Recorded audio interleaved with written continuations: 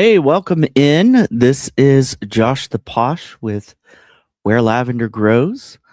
Welcome in. I didn't get this out till very, very late, so I don't know how many people will actually have in the chat, but I already see Sensei in the chat.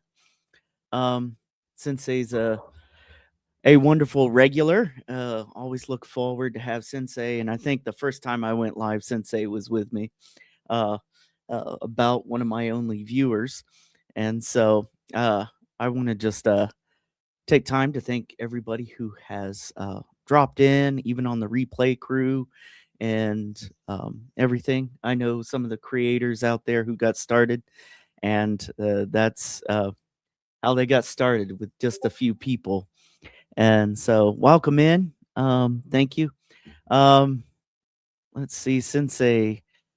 Did you watch any of the recommended movies on your mental break, like Alf?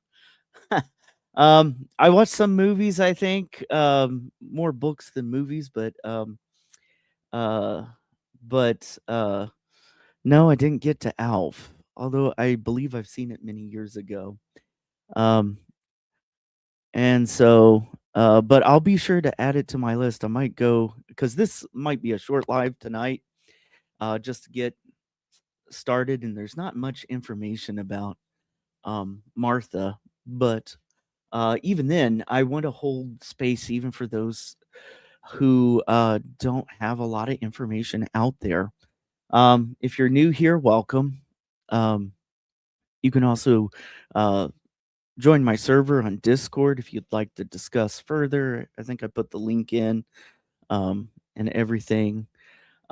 Some of my usual crew might be maybe tagging along in momentarily, but we'll keep going and doing what we're doing today. But thank you, Sensei, for coming in. Uh, I really appreciate it. This was kind of I'm learning that content creation is something else, and sometimes I only have the afternoon on Sundays to prepare for it. Life is so busy and everywhere, and I was also busy doing other things this weekend. I had so many events, but they were events that were heartwarming and brought community. And I've even though it's been a little bit busy and hectic this time of year, uh, especially in um, higher ed terms. We've got a lot of things going on, a lot of events in the evenings, and um, and then we get ready to celebrate to send off so many of those braving a whole new world and getting ready to do um, getting ready to take on life and to release their sails and go on into the future. So I really think about that, and that's been a part of my uh just a part of my busyness in life. Sensei says, I think it's just as important to make space for the cases that don't get a lot of coverage.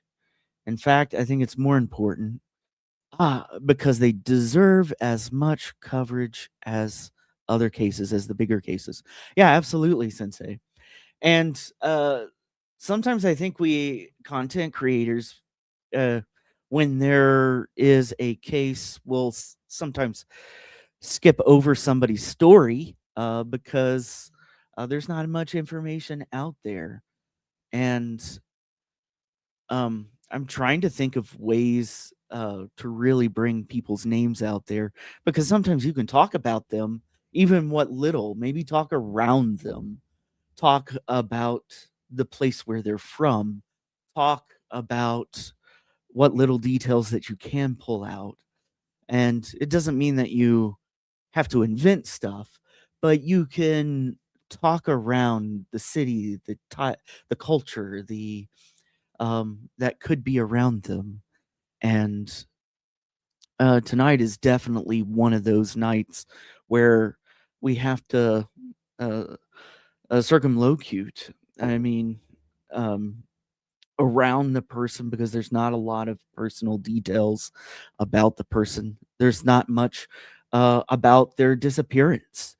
Um, and so this is kind of what happens in true crime as well.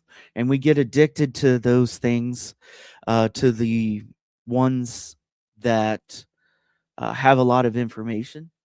The law enforcement has released a lot of information. It's in um, other YouTube creators are grabbing it. It's in the hashtags. It's in the algorithms. It's um, uh, um, people have used search engine optimization and got their whatever strategies they did to get their video with high marks, or they sensationalize it. Um, and that's sometimes what I don't like to do. I like to try to tell the story in such a way that isn't sensationalized, but brings attention to the victim and the victim's families. And and that's where my heart is with Where Lavender Grows. This is my first year doing this, and I've really appreciated the support I've got from other content creators as well. I agree, and also maybe for the ones who don't have a great deal of coverage, also cover them multiple times when covering a bigger case, if that makes sense. Yeah, and I know I've mentioned this before on my lives before, and I may be singing to the choir a little bit because of our great community that we have gotten here. And so, absolutely. Um, but I think when we cover different true crimes, if we do cover, I usually try to go for ones that aren't in the news, that haven't been in the algorithms and things like that. I don't know if that hurts channels and the channels reach and stuff.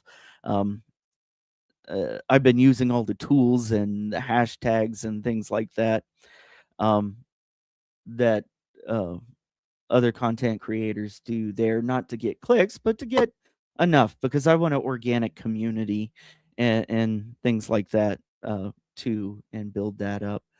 But I also think when there's little information too, they still deserve attention. There's a lot of true crime channels that are scum, really. Uh, you are, again, we're on our soapbox and preaching to the choir. They're not doing it for coverage; they're doing it for grift, and I hate it. Sensei, I'm glad you're here. Um, and that you're one of my followers. I feel honored that you are, because no matter where I've been in other channels too, I think you have echoed that same sentiment over and over again, and you're very consistent with it. And I think that is absolutely the sentiment that I want to carry, because I don't want to grift. I don't want to um, over sensationalize things, but I do want to tell stories, and I'm getting better at that. I've had to learn different tools and things and get my head on straight here. Hey, Mark, how's it going? How you doing? Um, thank you for dropping in. Um, let's see. I agree with you, Sensei. Many are doing it for grift, and it's absolutely disgusting. Um, And one of the reasons why I've kind of chosen not to um, uh, play maybe the ones that are in the algorithms and getting attention is to kind of avoid the troll nature. And fortunately, I've had um, really a really good community, and then named my channel Where Lavender Grows, and um, so I appear a lot. Although I see that it's getting better. Um, I appear a lot with gardening shows. So if you join in and you thought you were getting some tips and tricks for planting lavender. Um, Maybe I'll have a live about that at some point. I know nothing about planting lavender, but there are plenty around my area that I honestly believe that as long as you have integrity, you keep the balance right. As soon as it turns into baseless speculations and rumors, that's when it goes bad. Absolutely. And I've seen how things just go awry. Um,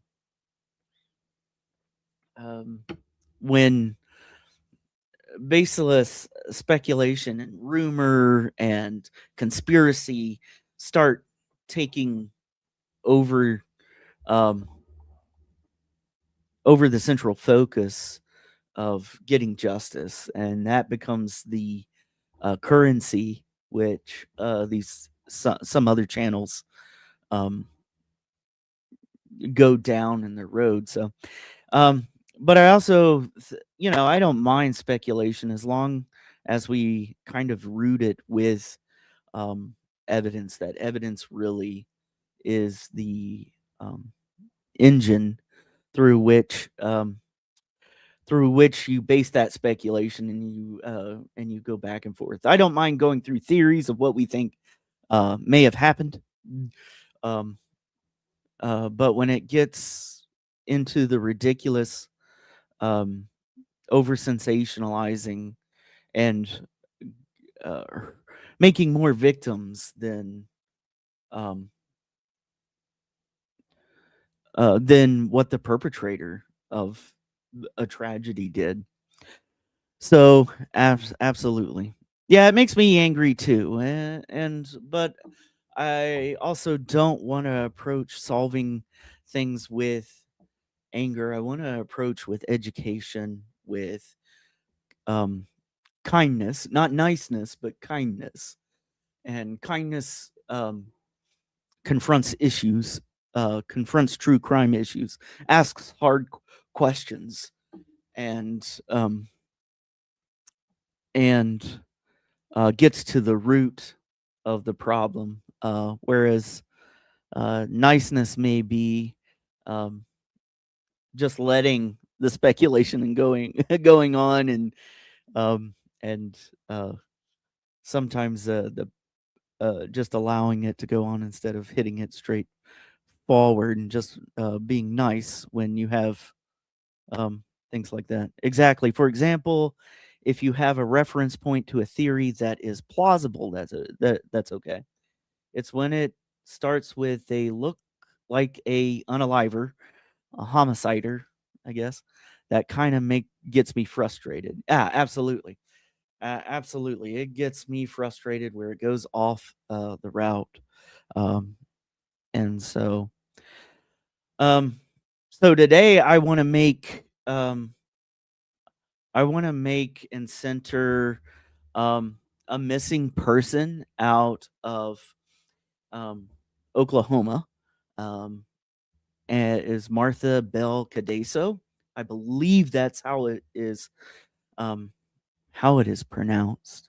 This is a mother of two um, that disappeared, vanished, but there's no details about how that happened.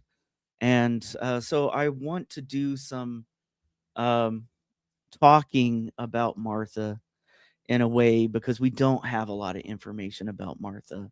And I want to say her name, Martha Bell Kadayso, because it's important to remember this is an indigenous person or connected to a First Nations tribe. Um, and so I want to take it with care. I am not an expert in indigenous tribes or um, I've had plenty of friends in different tribal communities um, and things like that, but I am not an expert. And I do preface sometimes I may not have a complete picture of what's going on uh, within the nuances of those communities. So I just want to bring awareness to Martha and talk a little about where she comes from her culture in the little town, because there's so many little towns in this southwest area. Um, and it's amazing to me, these towns where, um, this one's one with less than 5,000 people, I think. And everybody keeps track of everybody, it seems, that disappear from them. It boggles my mind in a way that, and especially disappears with no information. And so I want to start off with that and honoring the life, um, especially a missing person. There's no details. We don't know what happened. And I can't imagine the family going through, um, where there's not answers. And when there's not answers, it is, um, uh, I can't. It's so excruciating. Um, I've heard stories of parents or children or, relatives feeling guilty for eating, um, not being able to sleep, um, for for the in the time period where there's just a lot of unknowns about their loved one who has disappeared without a trace. And so, um, and I think this is the case here, where there's just not a lot. But as I look at her gravestone, I it's not your typical gravestone. It has a picture and, uh, um, an anvil-like shape in a way that I think is, I don't know if it's unusual, but I thought it just said um, more than just a typical somebody cared. Um, and I've known several cases of uh, missing people, and I don't know why there's a gravestone in the pictures and stuff like that. I think maybe I couldn't find anywhere where she was declared uh, um, legally unalived, but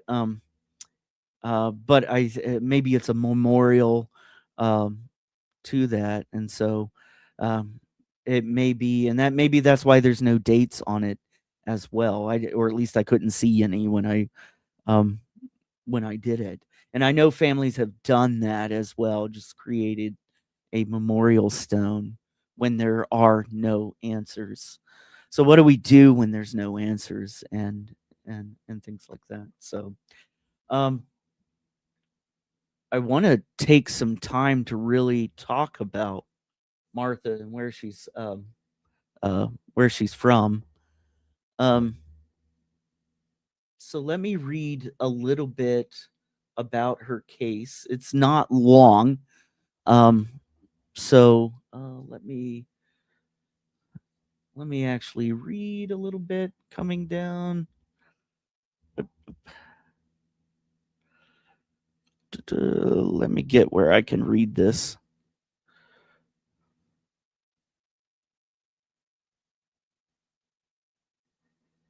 Just a second. All right.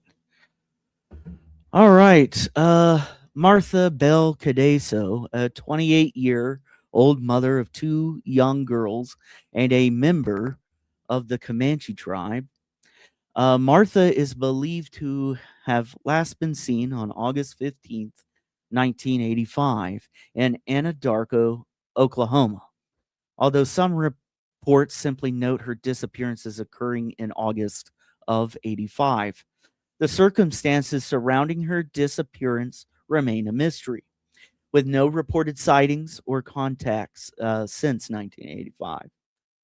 Very little is known about her personal life or her interests prior to her disappearance.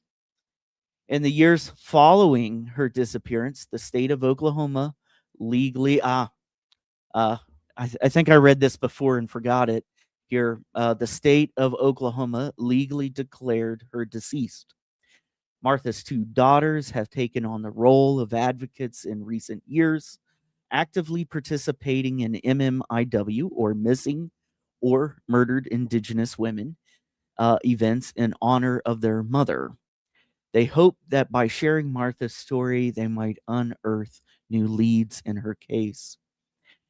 As of today, and I don't know when this is written, um, she disappeared and I'm not sure if I ever found a birth date for her. But she would be 68 years old as at the time of the Oklahoma cold case thing. So she has been missing for over 36 years. Um, she is described as a Native American woman between 5'2" and 5'7", weighing somewhere around 120 to 140 pounds, with black hair, brown eyes. And you are encouraged to contact the Caddo County Sheriff's Office at 405-247-6666 if you have any information about her case. Um, if you lived in the area of Anadarko, um, you can contact them. Now, what I found interesting about Anadarko is it's kind of in the southwestern part of Oklahoma towards Texas, and then south of Oklahoma City, or southwest of Oklahoma City. And it's about 5,000 people, somewhere around there. And that's where she was last reported. And when I did newspaper searches for her and finding information, when I looked at Anadarko, um, when I even used her last name, Kadayso, when you do a newspaper search, it all comes back to Oklahoma. And so I do believe, and I think, even though the Oklahoma cold case calls her part of the Comanche Mascalero tribe, uh, Kadayso's part, I found that there's Nadeko or Andwako, and forgive the pronunciation if you are from that area and that is just not how it's said. Please forgive me. And But when you type in Kadayso, all the names come back to that town. Even if you there's some newspaper hits of, and I found them going all the way back to the 40s, 30s, 60s. Not about Martha Kadayso, although there's quite a few Martha Kadaysos from that town of 5,000 people. These were uh, going back to the 40s and 60s. I think these are relatives. Um, and they all came back to or had connections, even if they were in a different state, they had connections to Anadarko, Oklahoma. And so it got me curious about um, the indigenous the indigenous peoples there around this town. And so I want to show you kind of where this is at. Let me see if I can adjust my mic a little bit. And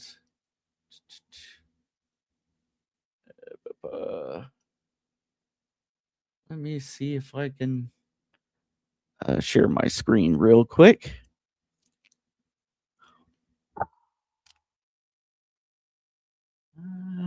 There we go.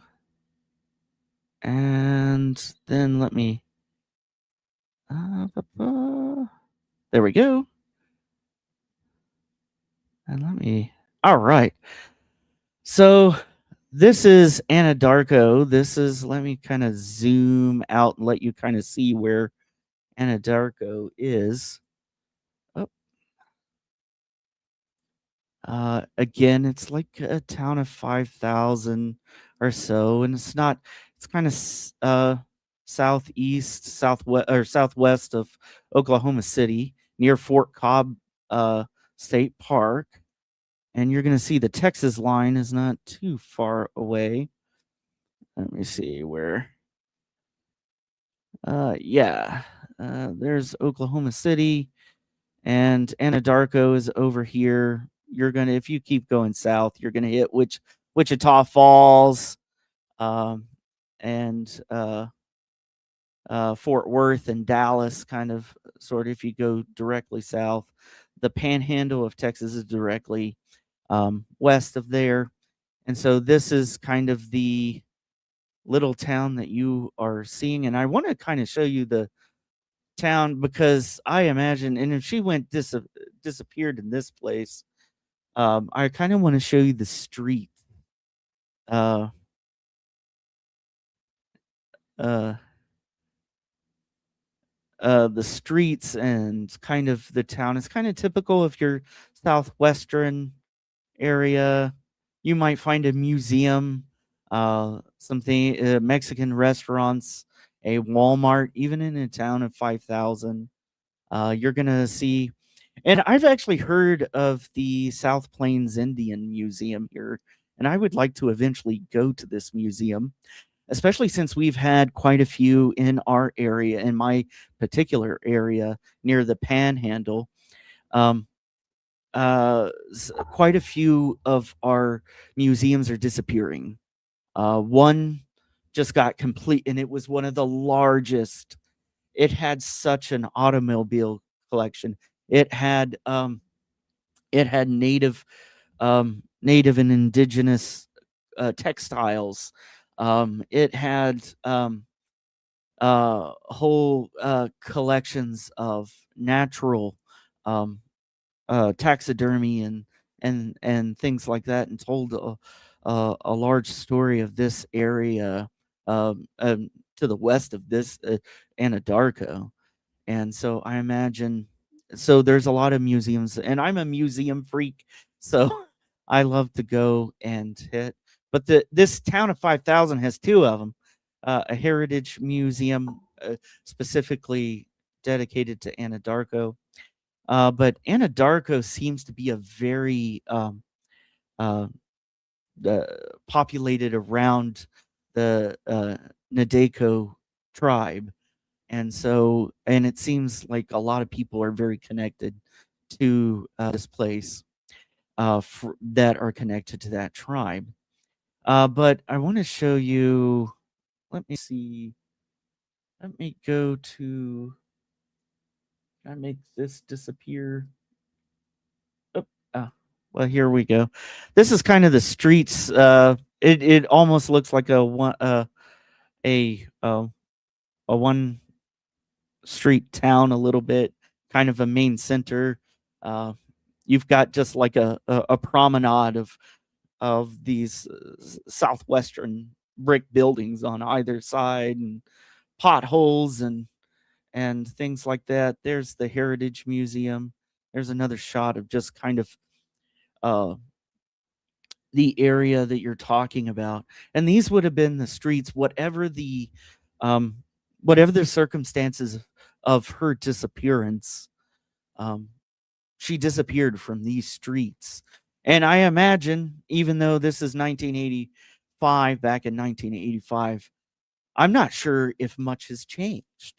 And if you're from Anadarko, you could kind of just see, there's towns around here that really, you see these abandoned buildings and relics of the past, vestiges of the past, with weeds and trees growing out of windows, and um, cans, and mixed with, oddly enough, you'll see paintings and old art in these buildings, sometimes in abandoned buildings, and and things like that. So, and you you'll have some memorials or post offer.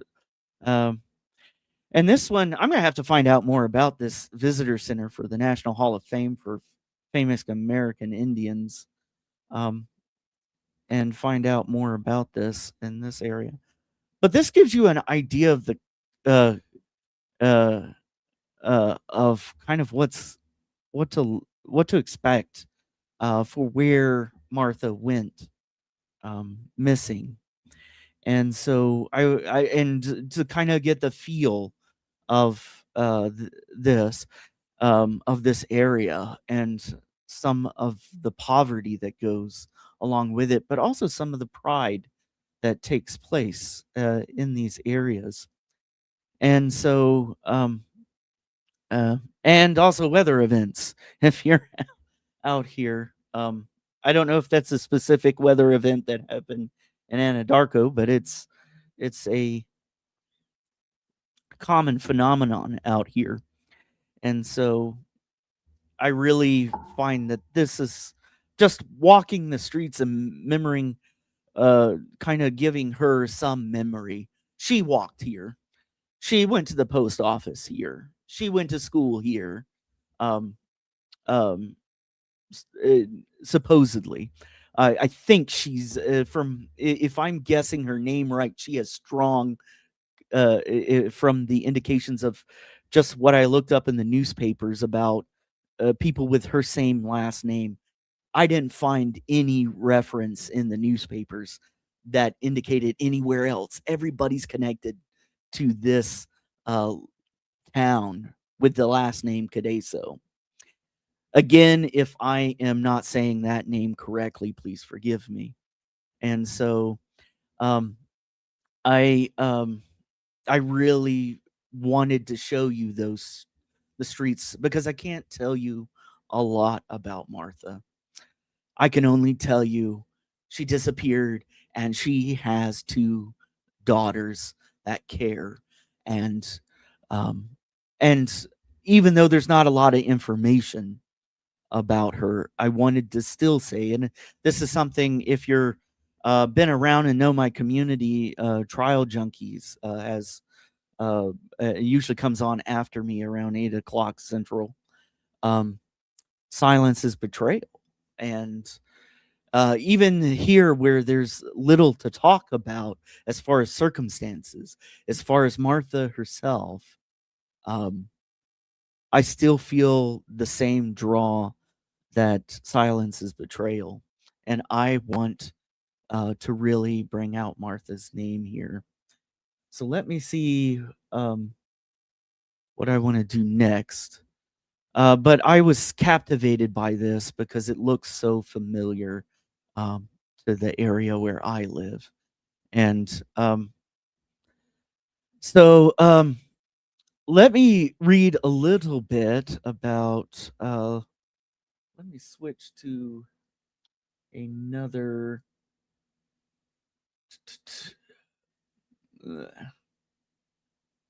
Yeah, let me switch. I'm gonna switch over here and okay. Let me see if I can read this from keeping. All right.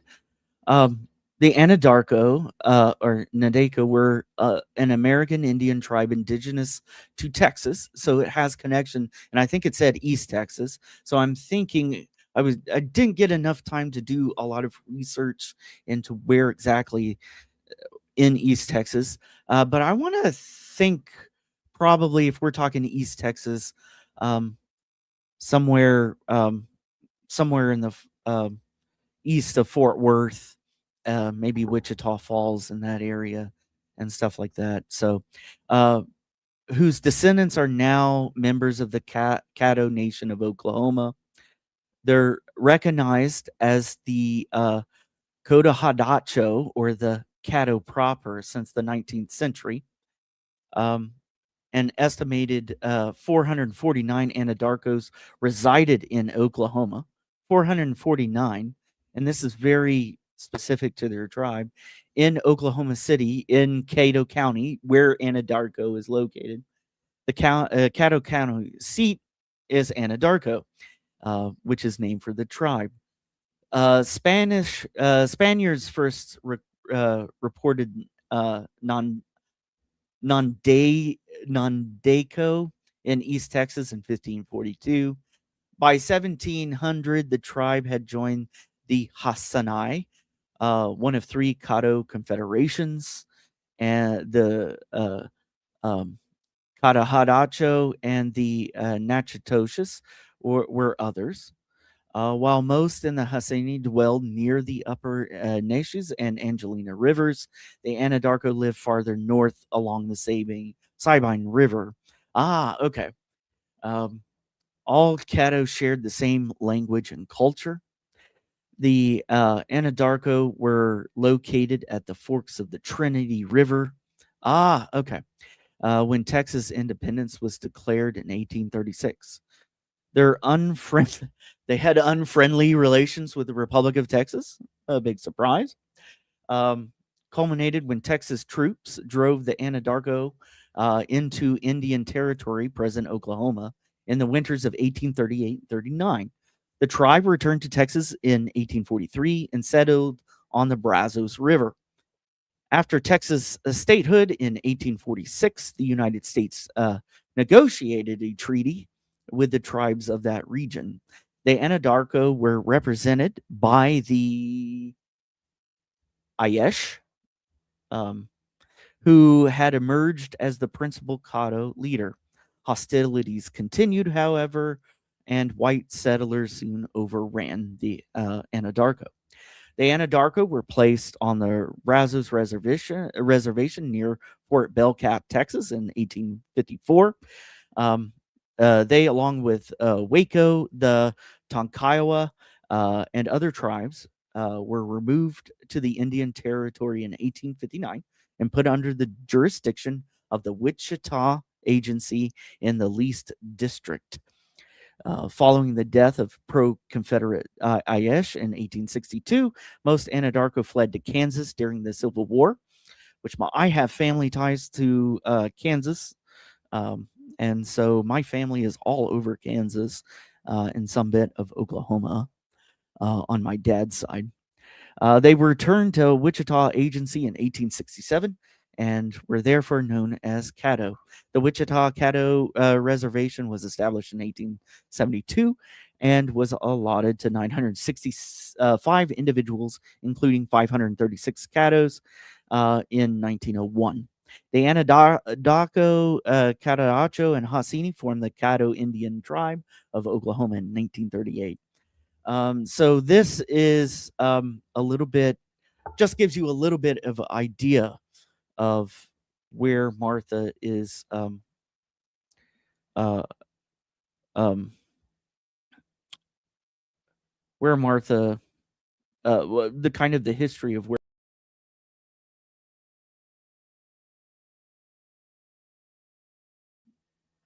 Sorry about that. Uh, I meant to put me back on the stage. There we go. So that gives you a little bit of an idea of where Martha was from and her history. I do believe she's part of that tribe, given the name is so important to that. And there's other Marthas. It seems like there's a long history of Marthas throughout the throughout this town's history. Let me catch up and chat real quick. It looks like some people came in. Oh wow! And I forgot my star. I need to. Whoa! Uh, oh wow! I have a little bit more discussion here. Um, I think I read that one. Yeah, we talked about integrity. Yep. Okay. Exactly. For example, if you have a reference point to a theory, we already covered that one. Yeah. Yeah. We got our soapbox there, Sensei, and I'm glad. I when I first got into true crime, I wasn't or true crime communities here wasn't for sure if I really wanted to become a content creator because of the toxicity. Yeah, um, I heard that too. I think I'd feel guilty about being in comfort and fretting over what. Back when I was talking about maybe even parents who have lost a child, um, and they describe not being able to eat for days and feeling guilty for when they were encouraged by other family members to, you need to eat, you need to drink. And they kept thinking about their child being cold somewhere or being hurt or and stuff like that. Yeah, I believe when we were reading that other one, um, I believe that um, I believe that Oklahoma State declared her deceased, and probably there was a memorial stone. I don't know if the community, um, maybe there is a close knit community. Maybe even troubles with sharing information with law enforcement might be the reason. Um, they may have their own tribal police force there as well, um, or little to no law enforcement there. So there's little information to go by. Um, but I still think silence is betrayal in that way. And so, yeah, absolutely. Hey, Mustang. I know you said you had somewhere to be or something like that. But thank you for dropping in. I don't know if you're still here. And so, sorry, I'm messing with my microphone. Um, Here we go. Yeah. Hey, Stormy made it in. Uh, hey, I'm late. Sorry, I was decomposing my life. Yeah. um, I'm in there with you, Stormy. I think I've been in a. I don't know if you meant decompressing or decomposing. Sometimes both. I'm in a, and it's been a weird time period in my life that, and I see so many people struggling. Thank you for be sure to check out Stormy.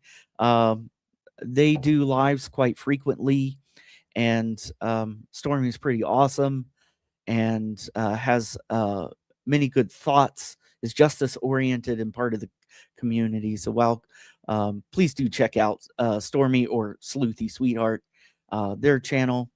Uh, oh, somebody decompressing. Yeah, okay.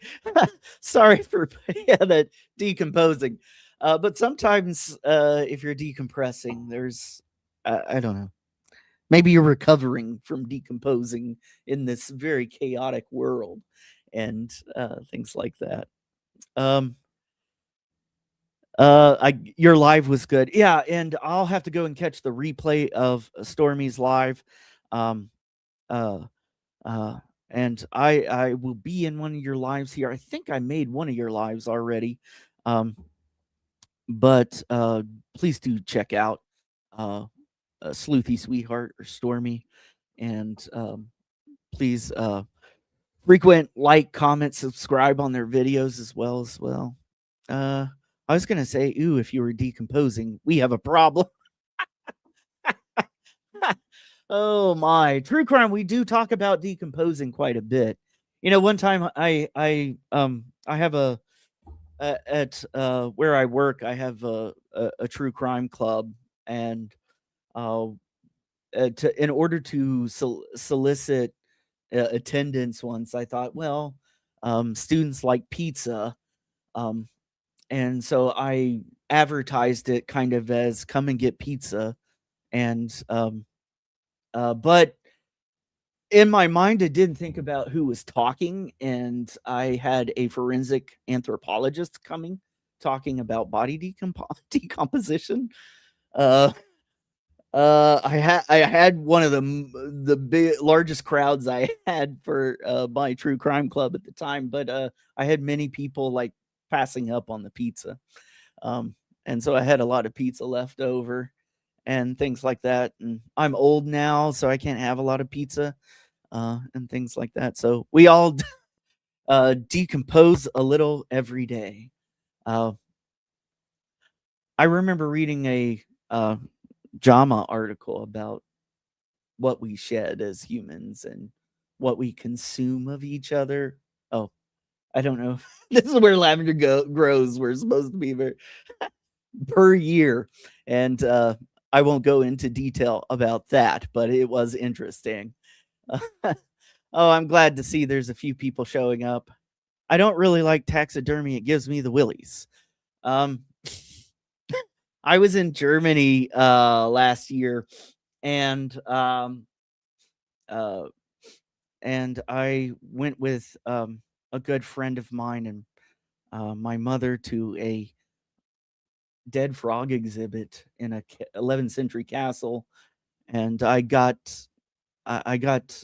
uh, weird looks of consternation. Why did you bring us to a dead frog taxidermy like thing? They were pretty cool. They were set up in they were actual taxidermied frogs and anthropomorphized in like uh playing cards, being soldiers, having being drunk at a pub, and they were made in the 19th century.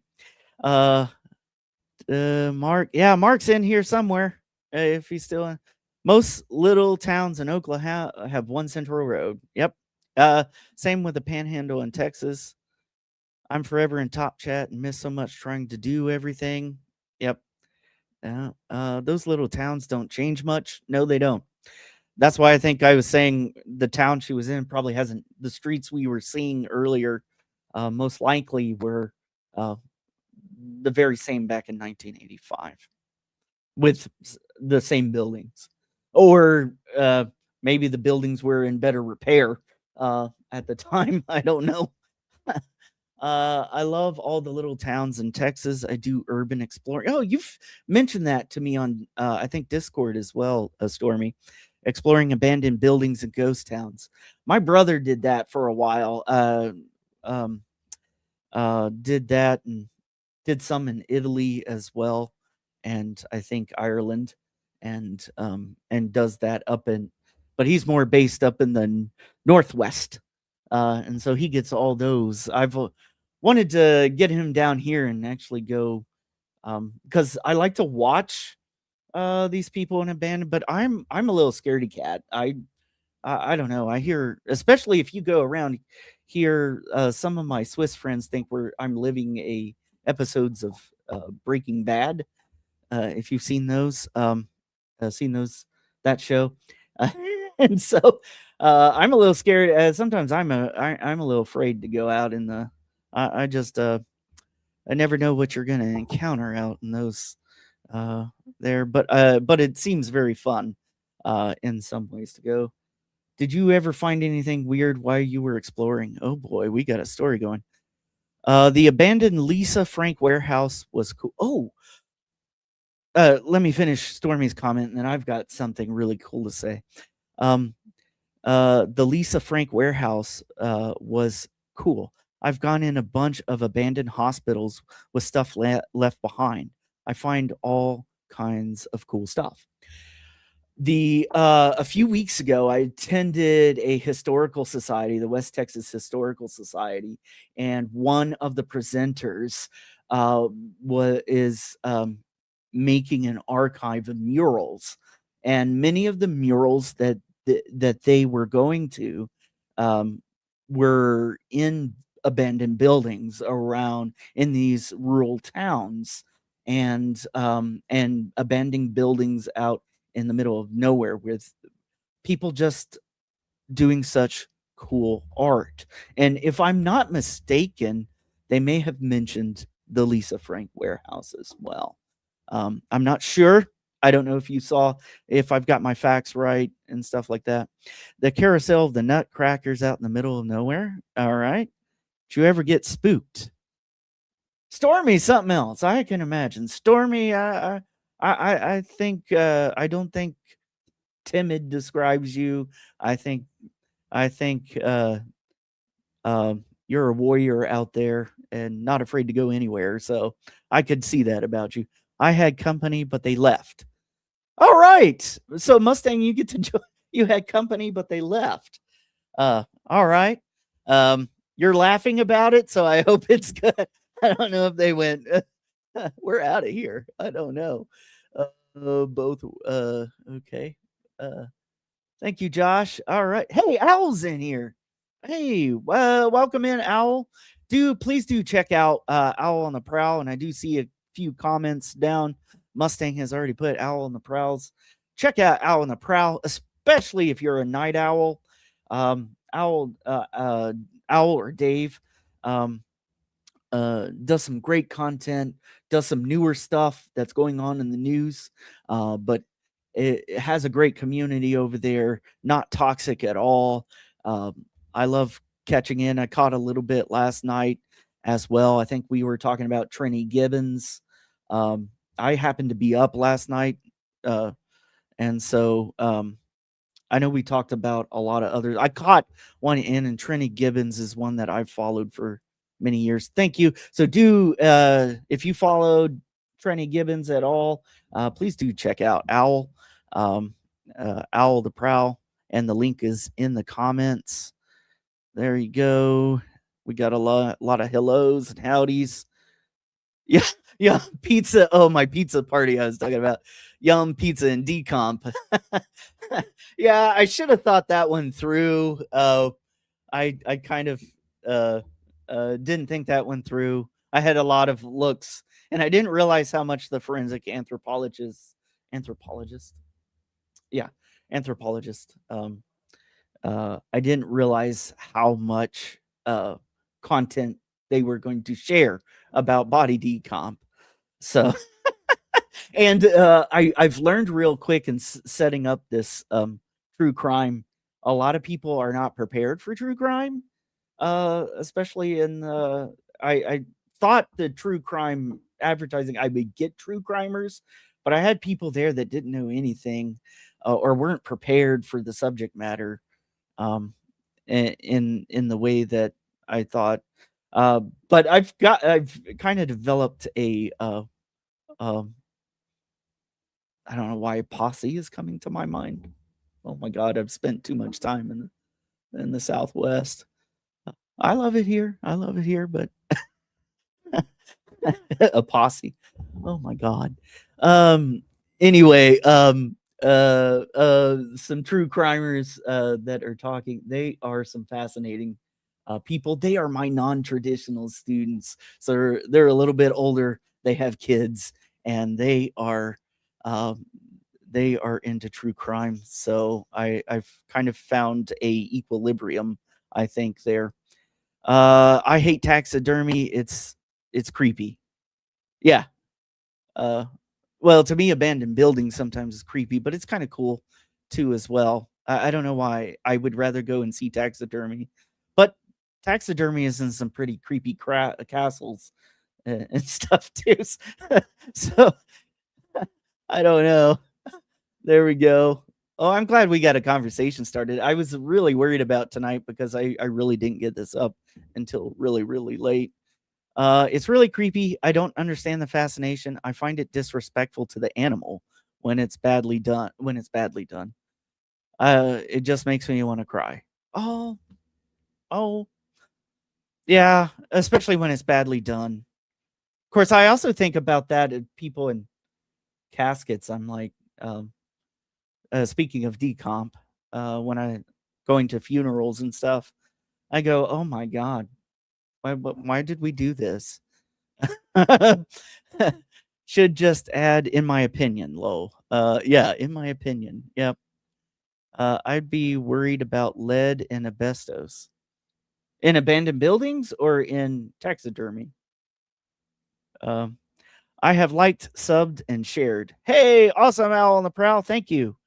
Always good to see you too, Dave. Always good to see you. I really appreciate you coming in. You'd be surprised, haha. Even in this community, people come in and are shocked by the content topics. Uh, you know what? And Stormy, you cover a lot of the hard. You really tackle the really difficult stuff, and um, and we need those. I think we need a variety of content creators. There's also the lighter true crime. I call them my Agatha Christie true crimers. Um, and sometimes I read a book not too long ago about the uh, peach cobbler killer or something like that. Oop, I said a YouTube bad word. Um, and it's just a southern tale um, of yeah. Content thieves are out there, Josh. It's better to wait until the last minute. Really interesting, huh? You'll have to tell me more about that, Mustang. I'm learning this. Is it a trade? I don't know what the out there. Content thieves are out there. It's better to wait till the last minute. Okay. Yeah, I can imagine. I've heard about people taking your content using AI, replicating it using the stuff in your live and using your words and everything, and maybe even using your likelihood. And there, YouTube is supposed to be cutting down on uh, that kind of stuff, but I don't know. I have no idea. In abandoned buildings. Your comment up earlier. Um, yeah. I also have that horrible morning thought at funerals.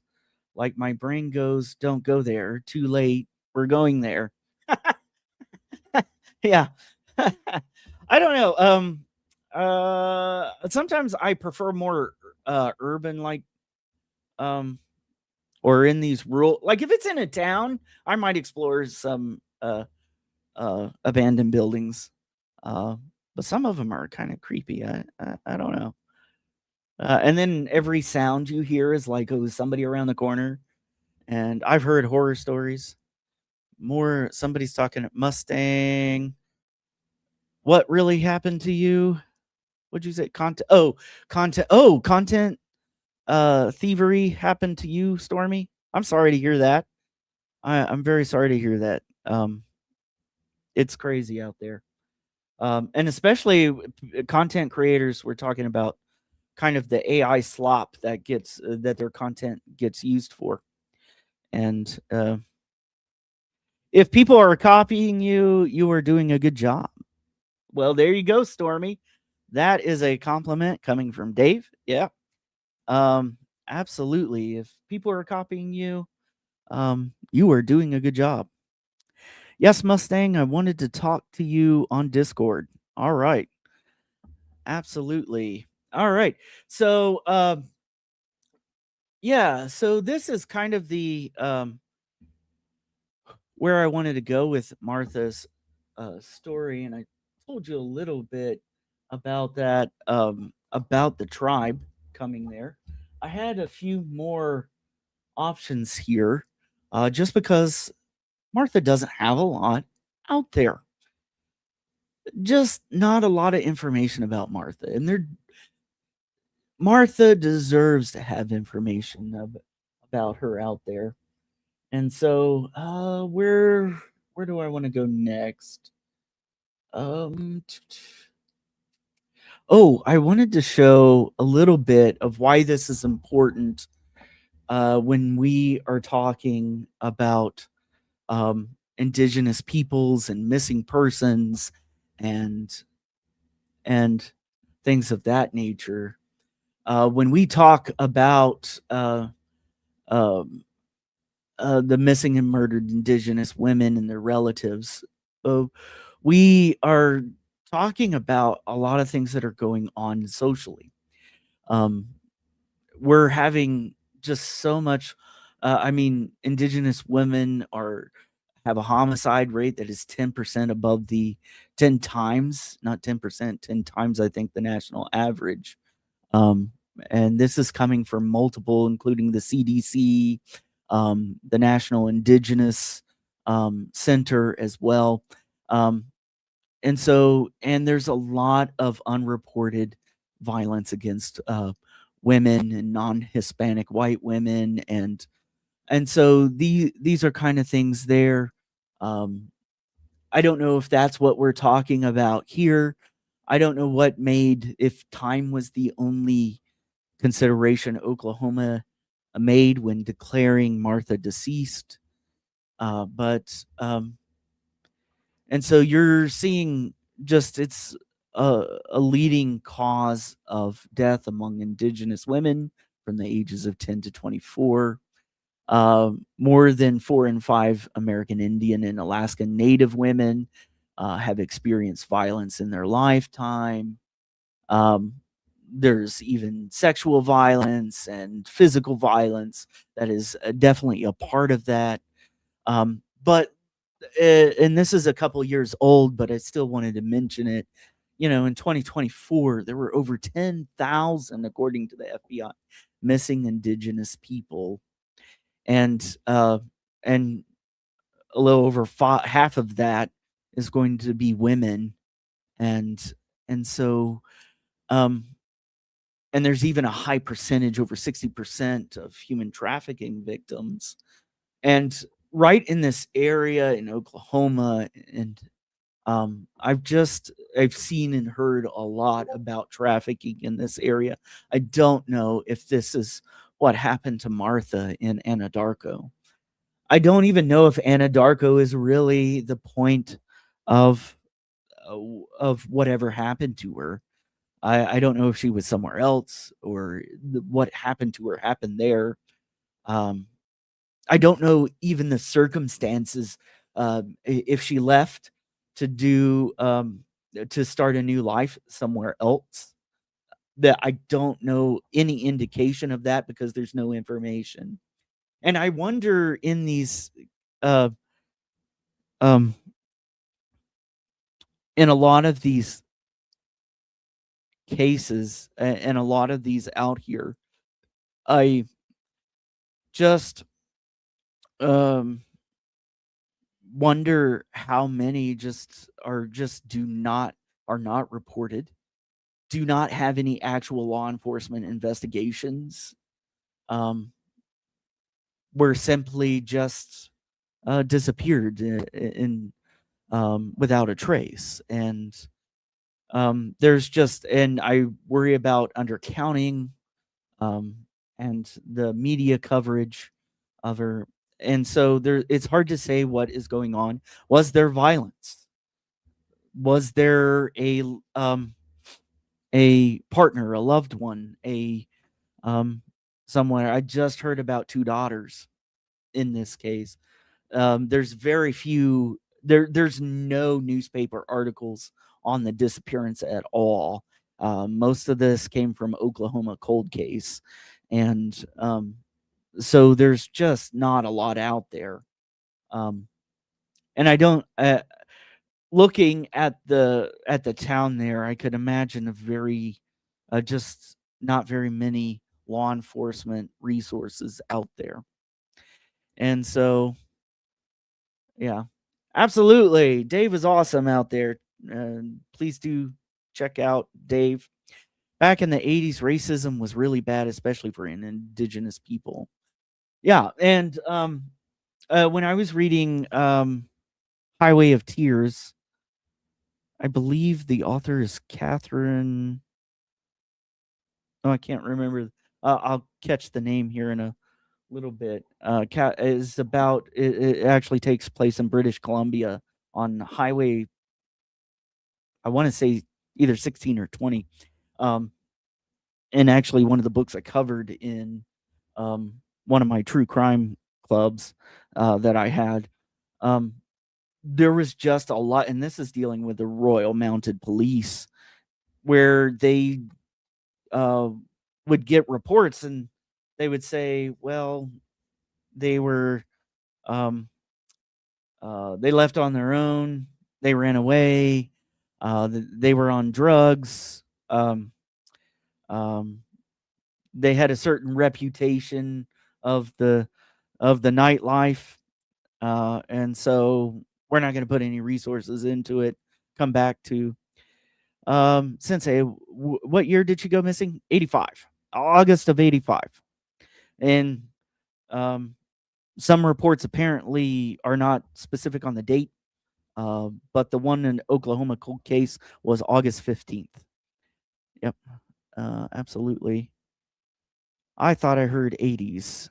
Yes, yes, 1985, August 15th, 1985. And all we know is that she's from Anadarko. I don't, it does seem like she was last seen there. So whatever happened, I don't know if it took place in Anadarko or if she was traveling somewhere. Um, I don't know. There's just not information to go on. There's and so I don't even know if law enforcement has information to go on. Um, and so there's just a lot of questions in this case. There's just a lot of questions. 2 days after my 6th birthday. Wow. Yeah. 1985. I think I would have been about 3 or 4 years old, at that time. And so this is back in, and this tends to be, I cover a lot of cases that are from the 80s and 90s. And so, and I usually try to reach back, especially like in this one, in Martha's um, case. We really see I really see a need to go back and uh, kind of gather um, ones that don't get attention and bring them up back into, uh, not that I have a lot here, but I have a good community here. And who knows? I already got from my last live, already got contacted by someone who might um, that I might be contacting about um, that case as well. So, yeah, I was 10. Yeah, absolutely. So I think about the 80s during that time in law enforcement. I remember one of the cases I did um, uh, about, I think, 14-year-old girl here, and I just remember there was news reports. It was closer to home over here. Um, it was one of my earlier lives, Veronica Taylor. Um, and I remember doing that and watching newsreels, um, uh, newsreels, and looking at the news was right on there as the police were um, interacting with the crime scene, and they look like normal patrol officers, and they were holding jackets up from the that or jackets or blankets from the victim, and were shaking the snow off of it, um, and they were. It just seemed like they were lackadaisical in their approach, and I was going, ah, maybe that's why this case from 1987, close in time to this one, um, maybe that's why we can't find a resolution to it. I don't know. I'm not a police officer. I've never analyzed a crime scene. It's just from my layperson's view. I was like, ah, put that down. Stop doing that. Uh,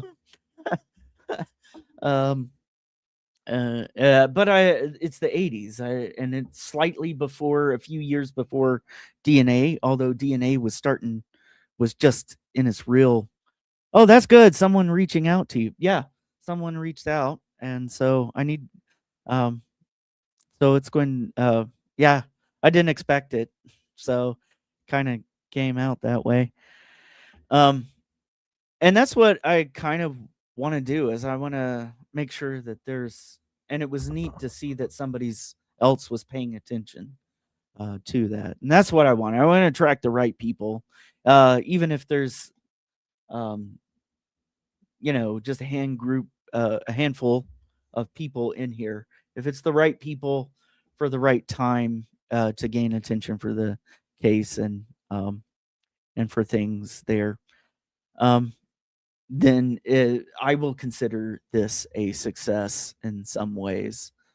And so um, I think it's really Martha's case here is one of those that I just go, oh my, I wish I had more information. Information is gold. And somebody out there, though, could have the information and could get a discussion going. And, um, you could wind up solving or helping move along a case that, you got two daughters. I don't know if they're still living. Um, I would hope so. But what has it been? 40 years? 41 years? 41 years, I think. If is that my math? I wasn't a math genius, if you couldn't tell. So, um, but 4 decades, 4 decades, and I hope they have more information than, um, yeah, I hope they have more information than we do here, and that's why I always say it's important here to realize that what I'm presenting here is never, I don't think, is ever the full story. Is only from the perspective that I can glean information from, and I'm human and capable of error. So I hope I don't intentionally go. I try to give good information, but but I also want to tell a story that really brings light to their case and attention, and does it with care. And even if I'm off, um, but I'm also a lifelong learner. If I receive new information, I can change my perspective. I can uh, uh, change what theories I thought were uh, probable. I could um, really rethink and reconsider if a new perspective comes into that. And I hope that other content creators would approach that way too. And so, and I don't like getting hung up on one particular angle, getting tunnel vision. Um, I really like to avoid um, unnecessarily putting persons of interest out there. Um, so oftentimes here I won't mention even if a name, unless it's been out in the newspapers or in the media or law enforcement. If the name's already out there, then sometimes I go ahead and use it. Sometimes I still don't.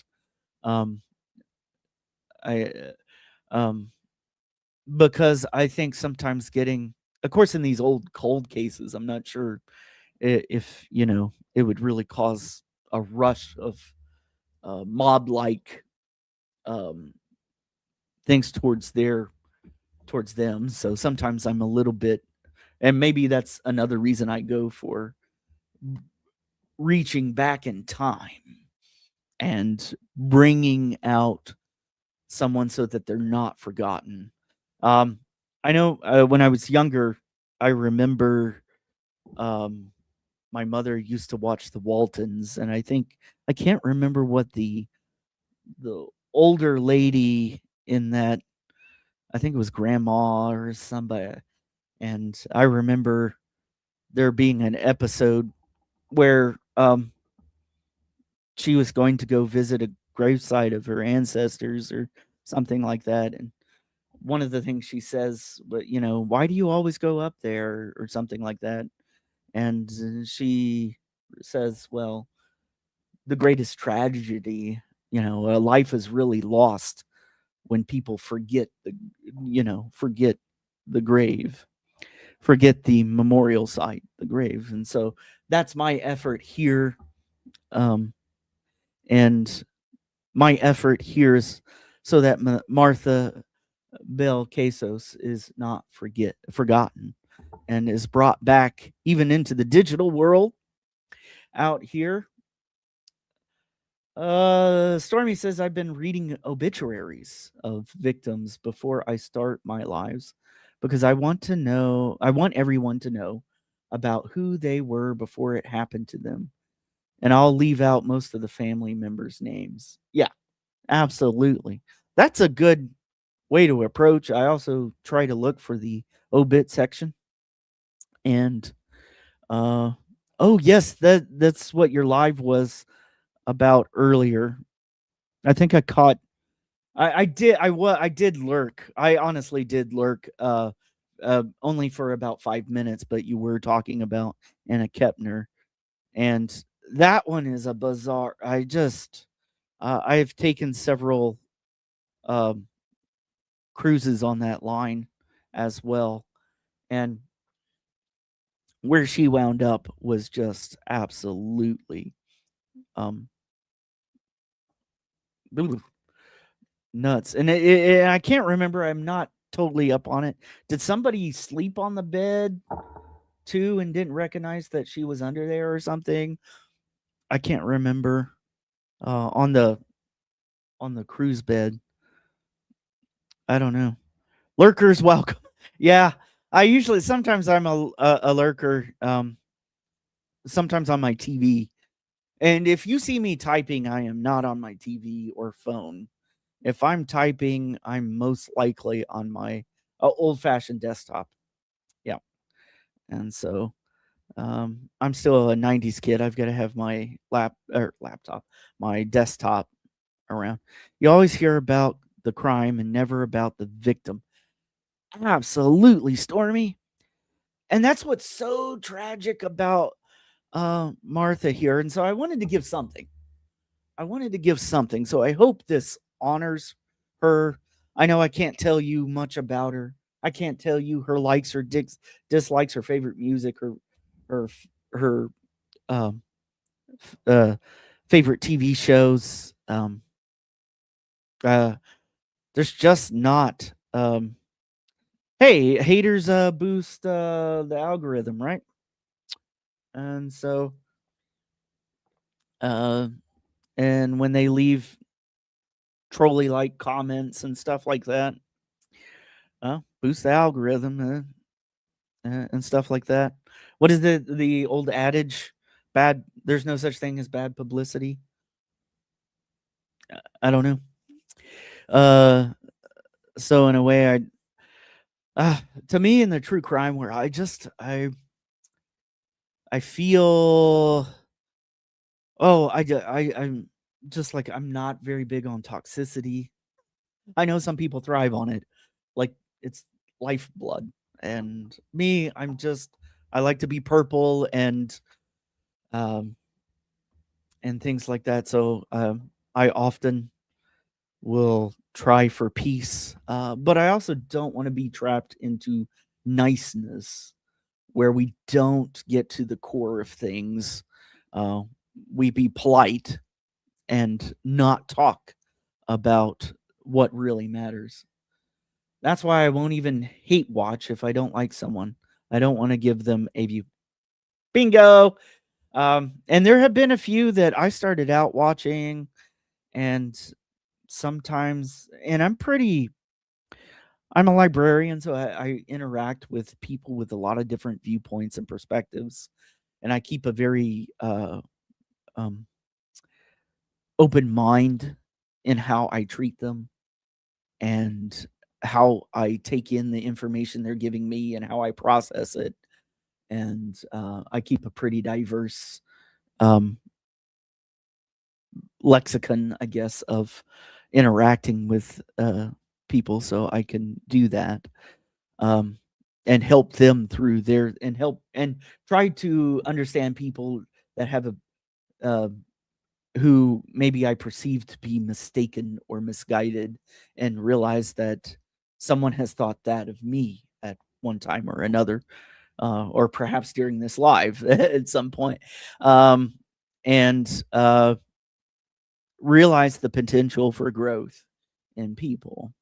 And so, um, only toxic people thrive on toxicity. Sensei, I need to record your words of wisdom somewhere so we can go in and publish a book together. Words of wisdom from Sensei. And I think I would like because some of yours just hit just right. Mustang right. I'm not giving you that click and view. Well, you can give. Well, I don't know if Mustang has done content in a while, but I'll give Mustang a click and a view. But yeah, I'm not going to give someone who I don't like. Um, hey, is unindicted in here? Did I miss unindicted? Uh, unindicted. Yeah, absolutely. And I think unindicted may have a channel. Uh, uh. So maybe Mustang can find that and put that in if they do have a channel. I think so with a name like Unindicted. And I've been talking in a few lives when Unindicted, great perspectives and things like that. Hey, absolutely. Welcome in. I'm glad you were able to make it in. I love that I have a little bit of laughter here. Sometimes I think I'm um boring as hell. And I'm surprised anybody shows up. So but I do appreciate you being here and laughing occasionally. I always tell my students, and it can't hurt your grade if you laugh at my jokes. I'm just kidding. I'm just kidding. Um, Let me see. Well, it can't hurt. Oh, not Mustang, just in general. Hey, there we go. Yeah, thank you. Check out Unindicted Co-Conspirator.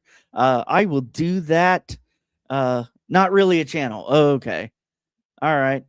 I didn't know. But with a name like that, Unindicted, I feel a channel should come out of that somehow.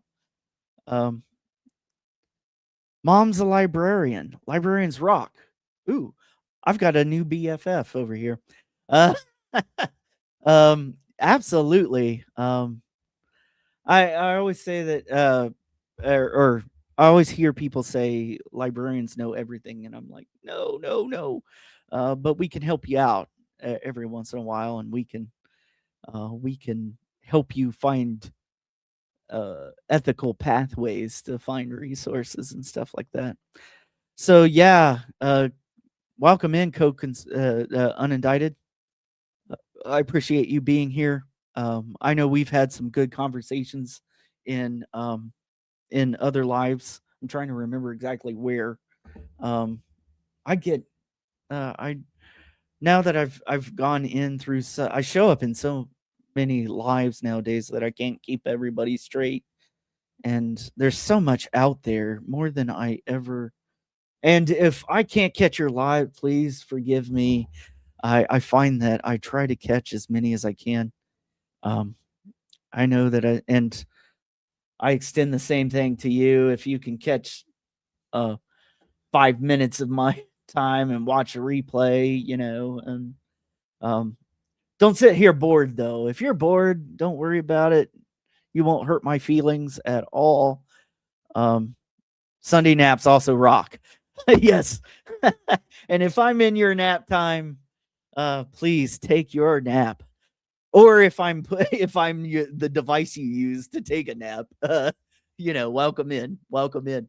What's that YouTube channel? Boring history for sleep or something like that. Relaxing boring history or something like that. If you would have asked me a year and a half ago, I would have never thought I'd be a YouTuber. No, and I never really thought about it. I thought YouTube. Well, I thought YouTubing was just kind of a younger person's game. But I've been around for a few years, and noticed that there were a lot of people just getting out there and saying something. And if AI slot people are doing it, I might as well do it. Not the AI slot, but I might as well get out and do something and add to this world, or just have an avenue to um, have an avenue to. I was about to use the word to be loquacious, um, or to babble. I think there you go, to babble, uh, and and I don't mean that about Martha's case here. I think uh, hopefully I've treated it well as I can with the information I have, and that's way I was considering. It was this is the tension I was going through. I don't have a lot of information. I could push this off until I have more information, but I'm not sure that would actually happen in this case. And so I felt like, let's not do that. Let's go ahead and move forward.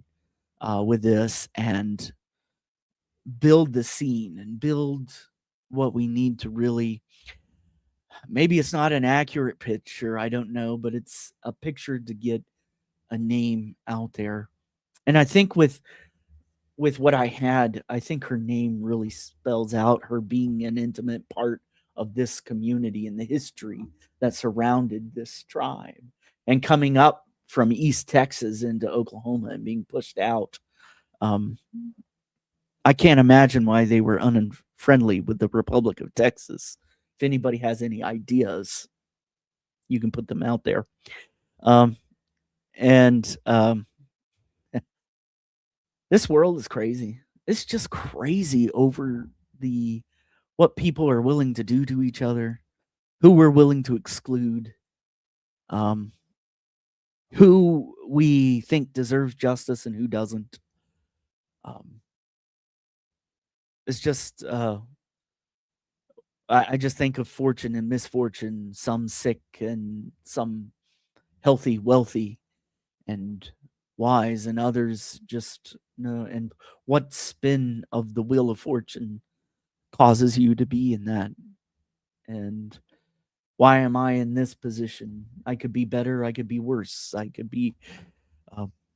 I could be a victim as well. I could know that, and so I just I think Chris just joined. Hey, Chris, welcome in. You've entered the babbling part of the live. Um, oh, we were talking, and maybe on the replay, we were talking about Martha, and there's not a lot of information out there, Chris. And I know Chris might be able to pull out information from there. So it's like, it's crazy. So thank you for coming in, Chris. Absolutely. 100% with you on that, Josh. It's shocking, really.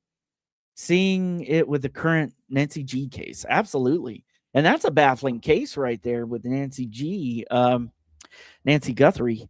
Um, and what kind of the bizarre situation there and trying to make sense of a what appeared to be a clumsily um, clad person approaching a uh, a darkened door and meeting a what was it, a Google Nest camera, and doors left open in the back, and tire tracks, I think, and crypto uh, ransom notes and Bitcoin and crypto and politics and sheriff stuff, sheriff politics, and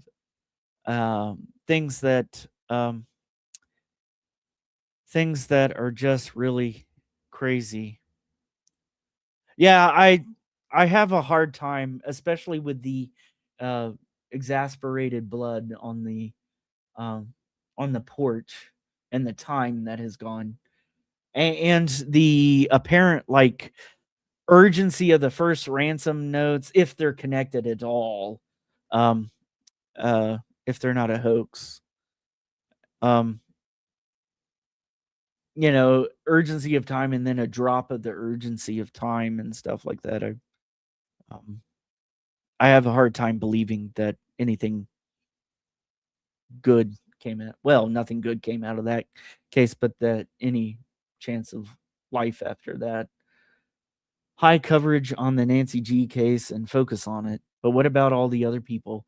Yeah, that's why I covered the um I want to I covered the uh executive assistant or administrative assistant from Los Alamos the a few weeks ago, who got very little mention or is just a side note to McClaslin's missing case. And now we've got these 11 missing scientists and things like that everywhere, and it's taking a hold of the true crime content. And yeah. Um uh, yeah. So Stormy says I cover kids cases mostly. some cases are getting enough attention. Yep. Um, and I appreciate that. That takes.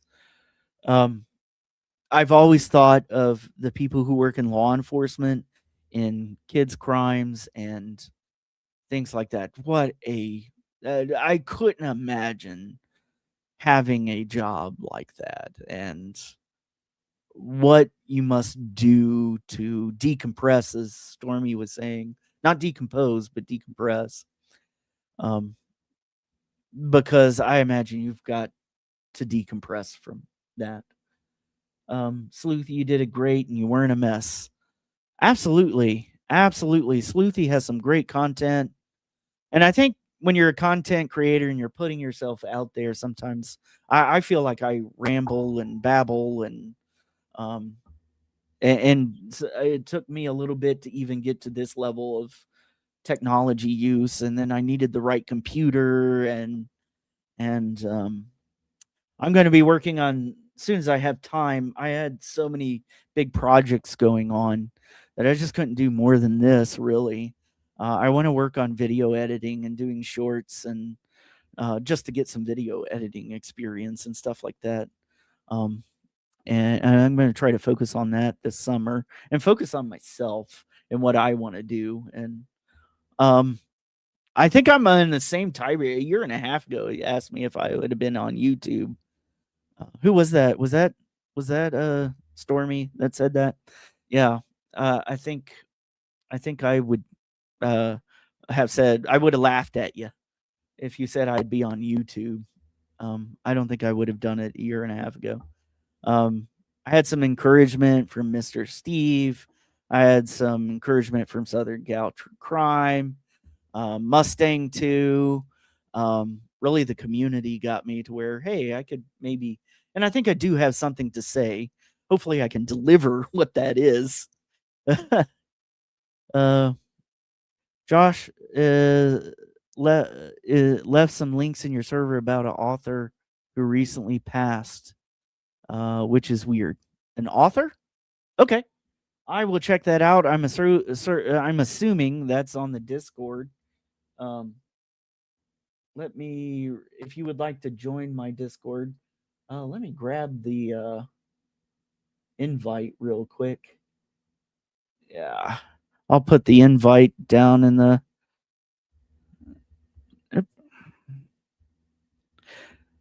Yeah, you can join my Discord if you would like. Uh, that's the invite. I think it's still good.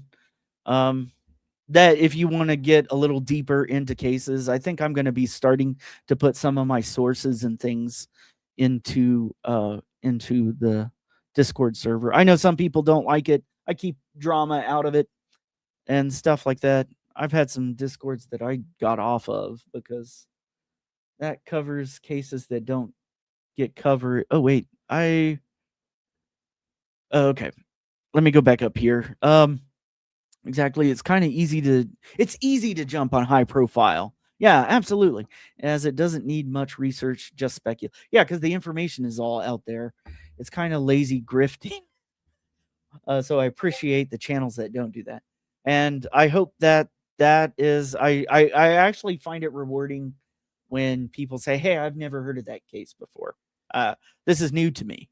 Um, I really feel like, okay, now I'm getting into um, I will go check that out. That covers cases that don't get the coverage but should do, and put the research work in.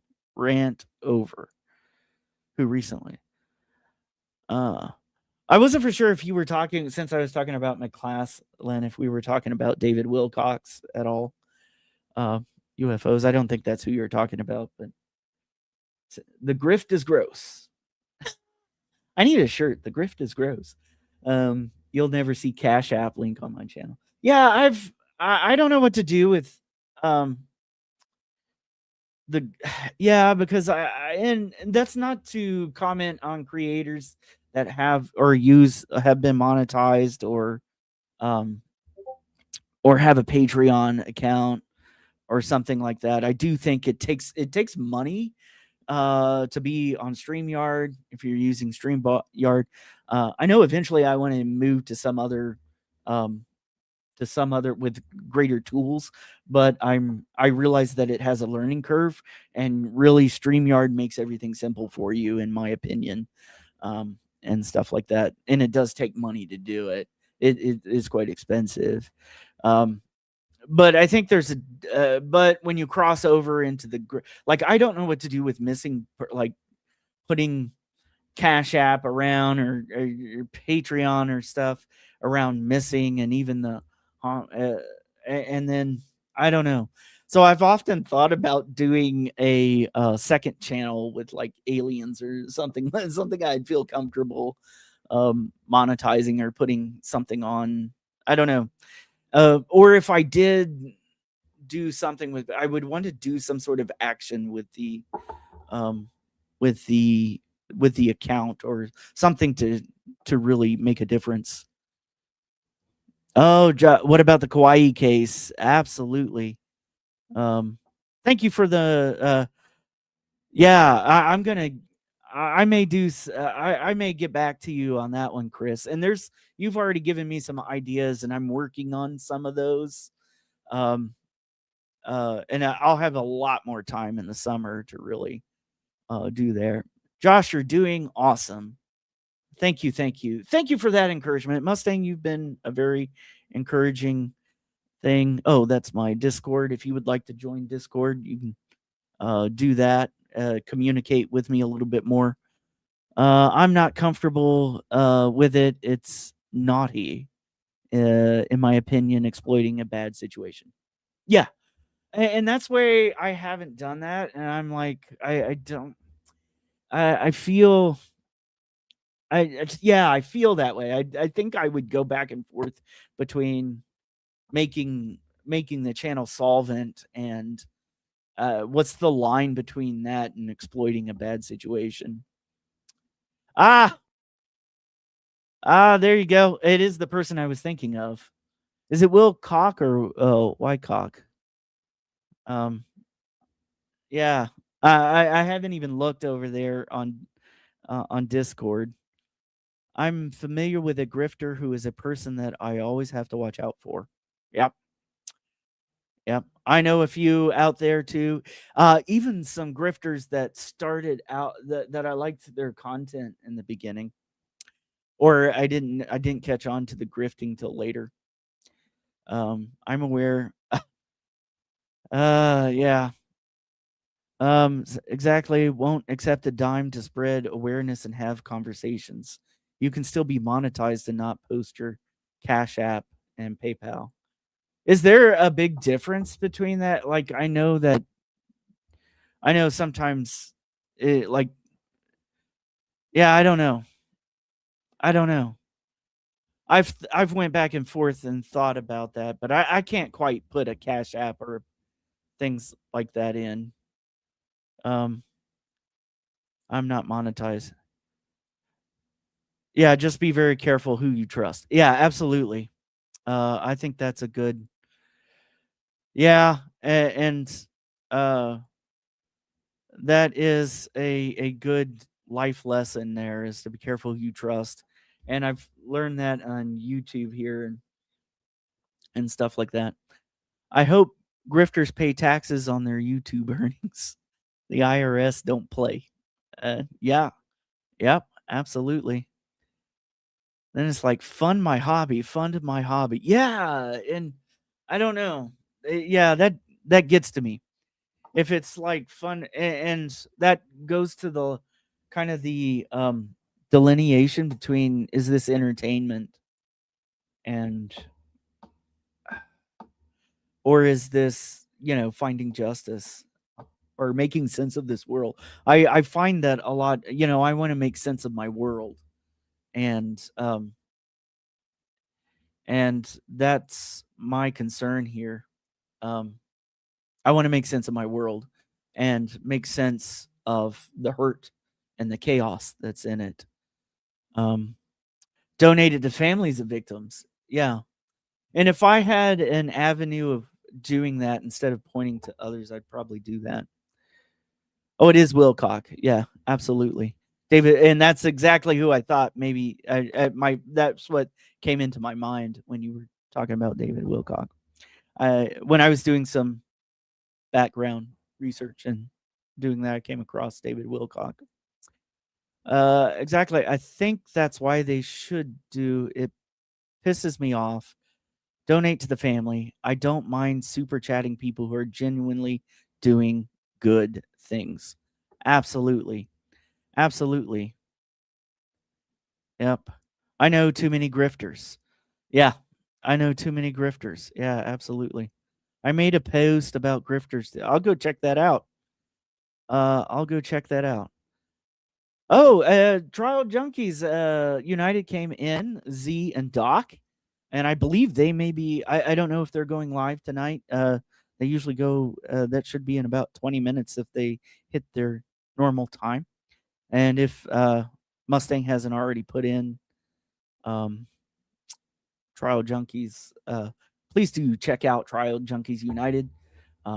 They are just awesome people there, and they just do a great channel. I don't know if they have backgrounds in radio or things like that, but I think they just have an awesome setup. They're justice oriented. They talk about the hard stuff and really get into it. So please do check out Trial Junkies United, and especially here in a few minutes if they're going live. Thank you for dropping in right before you're live if you're doing one. Sorry, everyone, I got you all on the channel and Griff. Sensei, you're okay. I'm there with you. I think you're preaching to the choir, as we can see here. I don't like the toxic grifting side of true crime. And that's not. I just, yeah, grift, not gift. Don't start.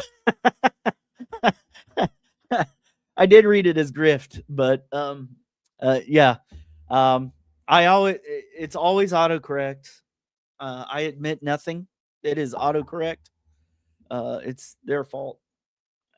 Yep, I'm going live. All right, so I'm assuming at 8 o'clock. I know sometimes it's 8:30, but at 8 o'clock, and I'll be getting off here in a little while, and you can jump right over to Trial Junkies United. Auto wrong. There is plenty of auto wrong that gets like, how in the world? Yeah, you're welcome. Anytime, Trial Z and Doc. Oh man, I love love not grift. What is that? Love not yeah. Love not grift. That's what we're here for. That's what we're here. 100% what I call it. Absolutely. Auto incorrect. That's right, exactly. Auto incorrect. Absolutely. Well, everyone, I appreciate you being here. I appreciate the community. You mean a lot to me. And I want to just really thank you for showing up for Martha. Please like, share, subscribe if you like the content, if you would like to remember Martha. And just don't forget who? Moo? Okay. Oh, and Moo. Oh, I should feel ashamed of myself. Um, Moo, the cat, right? Absolutely. Good talking to everyone. Absolutely. Thank you so much. I don't need encouragement. Uh-oh. Absolutely. Jump over to Trial Junkies United. Peace out. Remember, next time when you're having hard difficulties and making sense of this world, go and pass through a lavender field and soak in life. All right. The diva. Absolutely. That's right. Thank you, Unindicted. I find no matter where I go, I try to find my people, and I think I have All right. Well, have a good night. Jump over to Trial Junkies United. The link is somewhere in the comments. And have a good night.